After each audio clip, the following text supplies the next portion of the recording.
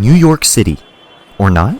Because something about this place feels a bit different since the last time I was there. Alien people and humans walk the street alike. Whatever that thing is hitting a joint. Oversized bugs crawling the ground. And there's this looming fog that shrouds the streets, but it doesn't seem to affect anyone going about their daily lives. This is the world of Kekkai Sensen, also known as Blood Blockade Battlefront. This name is ass! 3 years ago, aliens really didn't like that new tower we built, so they ran that shit back,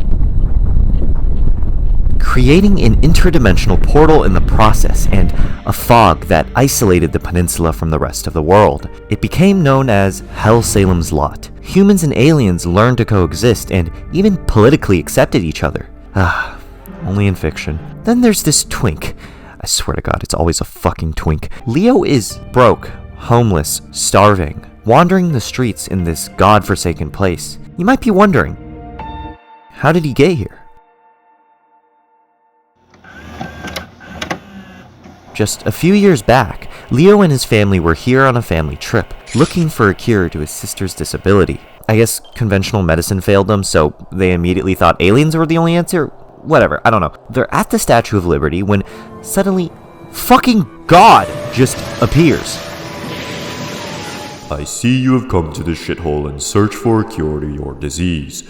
Well, I'll do you one better. How about I make one of you blind for the rest of your life and I'll shove 2 of my eyeballs into the other. Deal? Deal. No fucking deal! Can you fuck off? And so she ended up with more disabilities than she came here with. Now the onus is on you, big boy. With the eyes of God, Leo stays in Hell Salem's Lot to search for answers, angry at his incompetence to protect his little sister. He meets the Libra, Zap Renfro, Klaus von Reinhardt's, Chain Sumeragi, Starphase. These are the vigilantes that maintain the balance of the city through fighting supernatural forces. You see, Hell Salem's Lot is actually connected with the underworld, which is filled with bad guys. So, naturally, someone needed to govern the chaos because you know damn well the NYPD isn't doing jack shit. Turns out, those eyeballs that were shoved into Leo's skull are really good at just seeing. He was instantly enlisted by the Libra. After all, his X-ray vision is very versatile. Now, I love shonen anime. No other genre has given me the pure, unbridled adrenaline that shonen has. But we know its shortcomings. Every new series can feel like it has the same tone and the same tropes with minor tweaks to the setup or power systems, just so the author can slap a new name on it. That's why I appreciate shows like Dandadan and Chainsaw Man, because they really strive to break open the safe space that shonen series typically trap themselves in. And you know what's a great way to make your series stand out from the crowd? Have your creators take copious amounts of drugs before production, obviously. Okay, they probably didn't actually do that, but it sure fucking feels like it, because Blood Blockade Battlefront crafted a world that feels like a fever dream. You turn any corner and there's a terrorist waiting for you, ready to eviscerate an entire block, and it doesn't even feel like it's out of the norm. Insane looking vehicles like silver Batmobiles and tanks with mouths are things we see often. Testicle-headed men are just normal to be on national television. There's scenes that make me feel like I just got injected with the good stuff. And this all takes place in between the vintage New York architecture, a clash between fantasy and the real world that is just odd. Even the editing itself is erratic and all over the place. And yes, there is lingering evil to eventually fight, but the show spends a good amount of time immersing you in a world full of crazy shit. They don't hide the fact that Hell Salem's Lot is a brutal place to live in, but at the same time, they also don't force a depressing atmosphere. Matter of fact, they'll make it their goal so that you cannot take anything seriously. Here are a few examples. In episode 5, Zap and Leo were just going about their day, being hustlers and making pizza deliveries. Then some crazy bitch had to come in and ruin everything. First I took his dynamite personality, and while he was still alive, I chopped him up, liquefied him, and turned him into pure blood. Apparently, she just really wants her hubby back, so she mauls everyone with the tank. It so happens that this is exactly how I reacted when Pornhub was taken down in my state. Leo somehow ends up like this, so he gets kidnapped. Jump forward a few minutes, now he's forced to have girl talk with some clinically insane woman about her love life, while the rest of the gang are figuring out a way to stop her from killing everyone in Manhattan. The fight leads to them destroying a couple of buildings, and they're all just cracking jokes and having a good time in the middle of it. They keep trying to stop her, and eventually send the bitch to Narnia.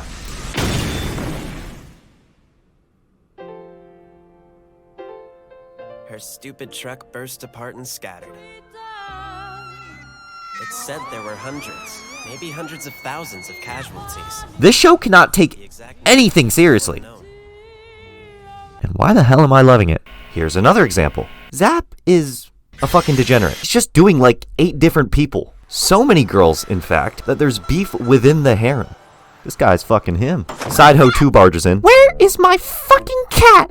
I swear to God, I'll fuck you up, Zap, if you don't find this cat for me. I swear to God, I will. I don't know. Don't fucking play with me. Bitch, fuck your cat. Biddies. Oh shit, how did I forget? Her entire family are members of the What the fuck is she doing to him? Man, you must have the best blood of these shit. God damn, chill, motherfucker. What the fuck? Scumbag! Get out there and find my The cat! fuck is wrong with the show? To wind up like Sharon His dick.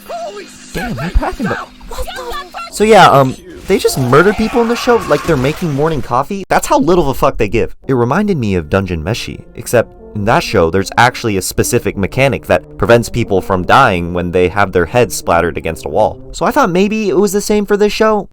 Nope, they're just dying. The characters don't have layers and layers of character writing, but their larger-than-life personas fit just right. I feel like I would have loved watching this coming back from a long day of school or work. Casual fun that isn't dragged down by a boring setting. It may feel like there isn't a clear goal, but just existing in this crazy-ass world the creators came up with is fun and interesting in and of itself.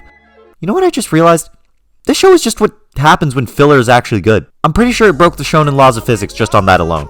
But when it does come back to a central plot and a central antagonist, that's where I feel like we're losing steam. Which is ironic because shonen routinely gets shit on for going off topic. I liked when there were ground-leveling destructive fights that had no implications on a grander story. I liked when Leo and the gang were just exploring and finding the most cursed shit in the city. I also liked when they dedicated an entire episode to this alien built like a chode that just really likes Big Macs. This is the weird and wacky that I came for. The villains that are set up still have that larger-than-life energy, but they worked better when they weren't the central focus, but rather as side characters who added to the nature of the city. And that's where I feel like a lot of the attention was drawn away from the show's unique bizarreness and placed on the, in comparison, boring A-plot. I'm not saying they shouldn't have developed a central story, I'm just saying that the weirdness shouldn't have been lost in doing so. But then season 2 came and slapped me across the face as if to tell me, this is what you fucking wanted, right? It's short story after short story with the wackiness amped up even more somehow. The comedy got even better and somehow they're able to slice in genuine character building moments and lore in the middle of all of it. Thanks. Now I'm too attached and there isn't a fucking season 3. I wish Kekkai Sensen was known for more than its opening, ending, and Studio Bones being Studio Bones, because I do think there is a lot more to it than that. I deadass did not know a single thing about the show other than those things before I actually sat down and watched it. Not the plot, setting, or even if it was good or not. So I hope more people talk about it. With that being said, I'll see y'all in a few weeks. I'm trying to upload a bit quicker, but with midterms, it's been quite hard to keep up with, and learning new skills has made me upload slower as well. But I'll find a way. Bye-bye.